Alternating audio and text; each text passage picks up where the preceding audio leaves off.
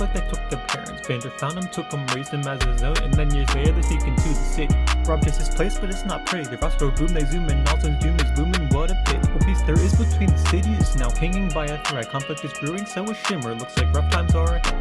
Jayce is told to stop his reckless experimentation. He doesn't comply, he defies, risking insubordination. Meanwhile, the investigation is on, and forces scour all of Zaun to find out who's in the wrong. Vander rides up the conflict to save the people whom he loves, and Viktor partners up with Jayce to help his dream carry on. Vander's taken by Silco, and his deadly shimmer slave. Word gets out and the kids attempt to go find it to save, but they go without powder.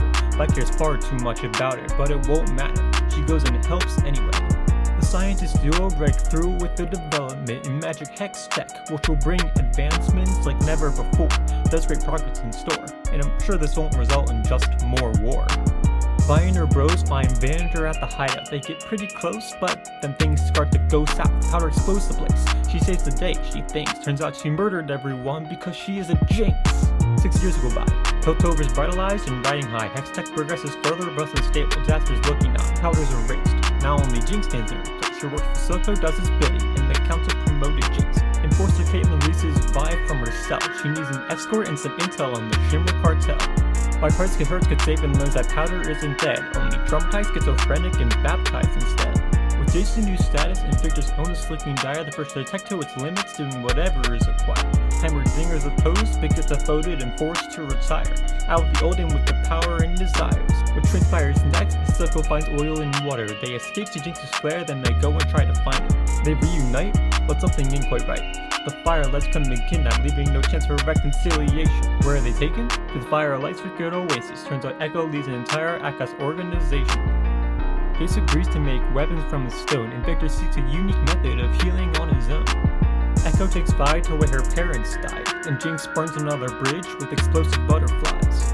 Vi and Kate flee. Echo and Jinx start a brawl. With graffiti animation, Jinx blows them up, risking it all. She barely survives. Shimmer keeps her alive. Same goes for Viktor. Their bodies heal, but not so much their minds. Mel's mother arrives, warns of a war upcoming. Hammerdinger's shocked to see how bad Zaun has ended up becoming. Vi and Kate meet with the council to tell him Silco is a threat. Their words fall on deaf ears, something they'll all soon regret. Jayce, however, hears her out and goes to fight by her side, but he gives up after accidentally killing a child.